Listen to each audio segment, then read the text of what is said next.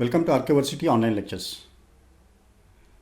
In this lecture, I'll explain you how to create HR database in Microsoft Excel. To perform any analysis on HR data, you need to have an accurate database. In the sense, when we're talking about a database contains columns and rows. The columns are represented as the fields or variables, and the rows represent your responses or your respondents. In Microsoft Excel, it is very easy to analyze the data. However, you need to know how to create a database and then how to use pivot tables. The major criteria for a pivot table is your database need to be accurate, and there should not be any empty rows or empty columns in your database. Now I'll show you how to create a database based on a training evaluation form which we discussed in a previous session. Here is a training evaluation form which our HR executives of a IT company used to collect the data from training participants. And they collected two types of questions. One is on demographics of the respondents, like gender, education, age group and experience. And second set of questions are related to the training program. So using this questionnaire, now we'll create a HR database in Microsoft Excel. In Microsoft Excel, the columns, these are the columns, and these columns indicate field or a variable. Then you have a rows. These are rows 1, 2, 3, 4. Rows are numbered, that is 1, 2, 3, 4. Each row represents one record, or we can say that it represents one respondent or one employee in our case. Columns are labeled as names with names or letters, that is A, B, C, D, E, and the rows are named as numbers 1, 2, 3, 4. Now what is that we do is we create a fields or a variables. Now the first question is the content of the course. Simply we name this as a content. Then the second one is the trainer's ability. We'll name as a trainer. That means this question related to the trainer.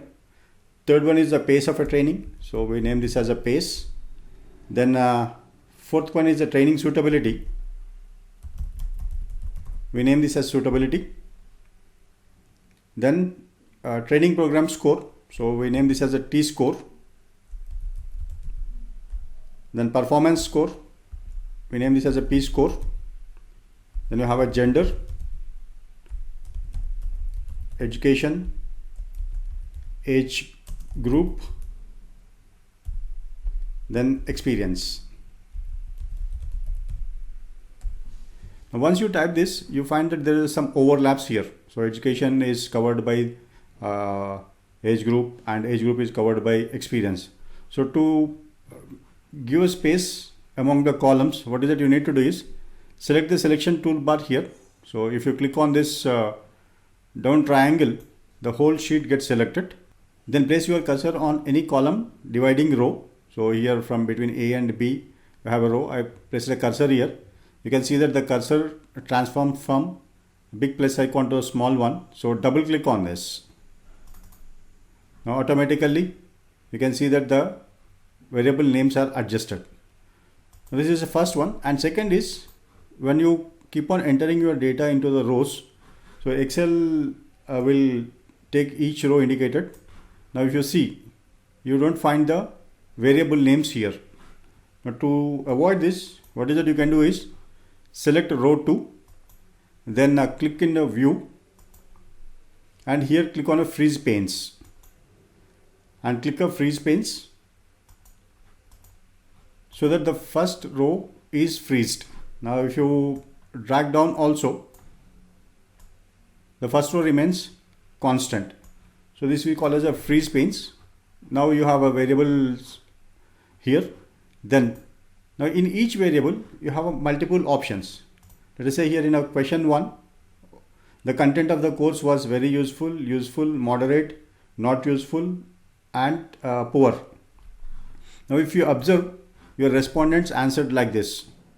So for the first one, first respondent answered it as 2, and here second respondent answered it as a 3. So you can enter these numbers, right? For that, what is that you do is there is a possibility that sometimes you may enter wrong numbers also, because here your options are 1, 2, 3, 4 and 5. By mistakenly you may enter 6, sometimes you may enter instead of a 2 you may enter 5, or instead of a 5 you may enter 8, or instead of a 4 you may enter a 7 from your keyboard. To avoid that, what is that we can do is we can validate each column. So suppose I'll show you how to validate this. First we validate the content. Click on the column content. That means if you click the column name, the total column gets selected. Now once you click this, then click on the data. Then here you will find data validation. That is, in the data tools, you will find a data validation icon. So click on the data validation. So you need to give a validation criteria here. So allow, because your options are in a whole numbers. Let us say we select a whole number. Then whole numbers between, what is the minimum whole number here? 1. So enter the 1 here. And then what is the maximum input? Maximum is a 5. Then click on input message. Title, we give this as a content. And says you can give a description here. 1, very useful. 2, useful. 3, moderate. 4, not useful. And 5, poor. Once you give these inputs, whenever you try to enter a data here, automatically Excel prompt you these values. Next is that error alert. In case if you entered a wrong number, that is any number beyond 5 or less than 1, then you will get a wrong alert. Now what is it you want to do with a wrong alert? So here wrong alert, title is content. You can write as a wrong entry,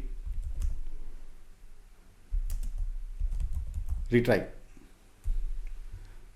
As you given inputs for error alert, input message and settings, now click OK. Once you place a cursor here, it prompts you to enter the values between 1 and 5. Now what happens if you enter a wrong number? Let us say we entered a 6 here. Now you get a message, wrong entry, retry. So if you click on a retry, again it takes you back to the cell. Now you enter the right number here. Let us say 3. Then enter. So it accepts. Similarly, you can create for other variables or fields. Now I selected the B, that is a trainer, and data. Now data tools, data validation. Click on a data validation. And then here settings. First we start with a whole number. Then between, your options are 1 to 5. So 1 and the maximum is 5. Then input message. Title is a trainer. Then here input message is 1 is excellent, 2 is good, 3 is average, 4 is fair, and 5 is a poor. Now go to error alert. So here trainer. Then give a message, wrong entry, retry. Now click OK.